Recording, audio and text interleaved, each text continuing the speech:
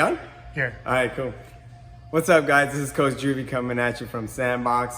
Today we're going to talk about the strength and conditioning as part of your workout. So to begin with our strength component, today we're going to be doing 4 sets on a 12-minute working clock. And your 4 sets are going to consist of 12 dumbbell pullovers followed by 12 close grip dumbbell bench press. So let me talk about the pullover. This is how you do it.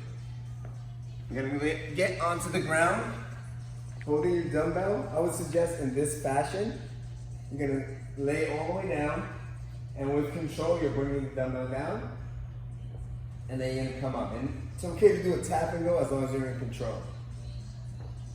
Now, how you should feel this workout, or this movement, is being able to engage your abdominals and your lats as you're descending. Looks like this. Control, control. Feel that tension and then come all the way up. You want to feel an engagement in the core and then your lats rotating back and then coming on up, right? In terms of breathing, consider controlling the breath, exploding, resetting the breath, right? So this is going to be your intention and the pullover and how to feel in the motion.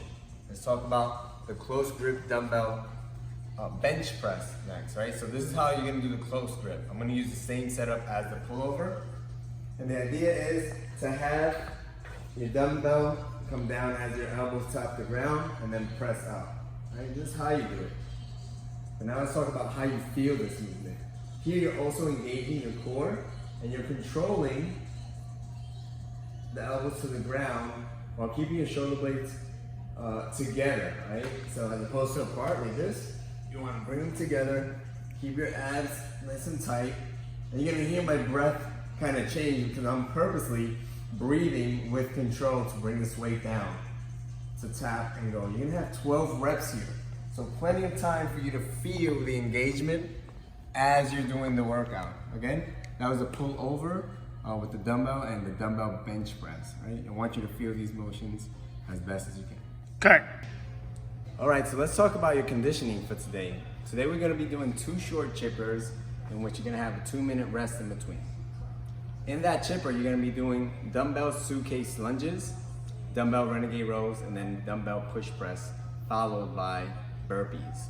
Let's talk about the suitcase lunges to begin. Holding your dumbbells on each side, you're aiming to do a lunge. Remember, here you're gonna step forward, you're gonna tap your back knee to the ground, and then you're gonna come back. This is gonna be forward lunges. If you choose to do reverse, it's gonna be the same action as stepping back. The way you want to feel this movement is that as you're stepping forward, you have your knee over your ankle and you're coming down.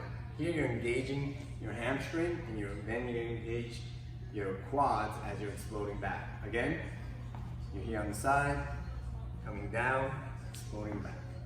At the same time, what you're aiming to do is work on that grip action. One way to really identify that is to stack your shoulder over your hips. They seem like 2 different things, but it's actually one. And this is what I mean. As you step forward, your shoulder is over the hip, and you can sustain grip in this fashion. As opposed to if you're leaning forward, it's all grip, and now you're undoing that stack and coming back. That's what you want to stay away from. So again, engaging the hamstring, the quad, you explode back, keep the grip under your shoulder as you step back. That's one way that you want to feel the suitcase lunge. Let's move next into the renegade row. Here, your dumbbell is going to be lying down. You're going to pretty much starting in a plank position. You're going to row while keeping your hips as steady as possible. Row again, and then come down to the ground, perform a push-up, and that's 1 repetition.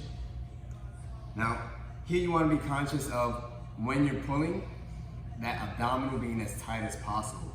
As you're pulling, you're nice and tight to refrain from pulling in this fashion. Right? You don't want to turn around a lawnmower, you want to be able to do a renegade row. 2 different things. So it's 1, 2, staying engaged on that second pull, staying engaged on the way down, and here you're activating the lats, dropping the shoulders, using your tricep, and exploding back up. What's happening for the lower body is that you're driving the heels way back to make sure that your leg is straightened out, and then you're also engaging the glutes. 1 full unit here of movement. Looks like this, right? No sagging in between. That's gonna be the renegade row. All right, second to last movement is the push press. Let's set up for that. In your push press, you're gonna set up your front rack position. This is one way to identify that, having the head of the dumbbell on your shoulder. Here, you're gonna begin with a dip. How do you dip? Hinging at the hips and the knees. You're gonna drive, that means stand and press. Right? You wanna use your torso to be as explosive as possible. Excuse me, your hips along with your torso to be as explosive as possible. So it's dip, drive, extend. Receive, dip, drive, extend. Now, the way you want to identify with this movement is that as you dip, you brace your core. That means tighten your glutes, tighten your abs as though someone's gonna punch you in the stomach. Dip. As you drive, it's almost a jump, but not entirely, right? It's dip, drive, and you're tight every time. If you're tying these movements together, you wanna dip, drive, stay tight. With the coordination of receiving the dumbbell, you absorb with your hips, your knees, and then you explode into the next motion, the next rep. All right, that's not one way to identify with the push press. And then lastly, let's talk about the burpee. All right, in your burpee, you want a controlled drop. What does that mean? Have a particular spot where you want your hands to be, such as right in front of your feet or right by your feet. You want to explode back, drop down to the ground, again with control. On the way up is where the magic happens, I think. Right? You want to keep your hands in place, pop those feet in between your hands, and come up to standing with a little bit of air. Again, the way you want to feel this kind of movement is that you can engage with it from the core out. I'm going to highlight here breathing as well. So when I'm doing a burpee, I like to breathe in and then go for the ride, reset my breath in the standing position where I am right now. So it sounds something like this, exaggerating.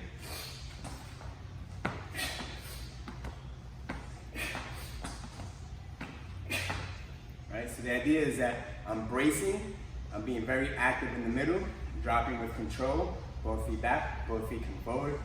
As I come up, I breathe out, I breathe in, I'm reset, I'm ready to go for the next repetition. And this is how I want you to approach today's conditioning, feeling, having purpose in each of your motions. Again, we have suitcase lunges, renegade row, push presses, and burpees. And I'm gonna end off by letting you know how you're gonna do this today. We have 5 minutes on a running clock of 20 dumbbell suitcase lunges, 15 dumbbell renegade rows, and then you got 20 push press along with maximum effort burpees. So you're going 20, 15, 20, and then max effort for the remaining time of that 5 minutes. At the end of that, you get 2 minutes of rest, and we do the same thing, but this time we do it with 7 minutes, so your time to extend. You're gonna go with 30 dumbbell suitcase lunges, 25 dumbbell renegade row, 30 push presses, and then you end up with max burpees at the very end. So you go from hard to rest to harder to an extent, but that's part of the challenge here. Have fun with this workout, guys, and I'll see you guys in class. Peace. Peace.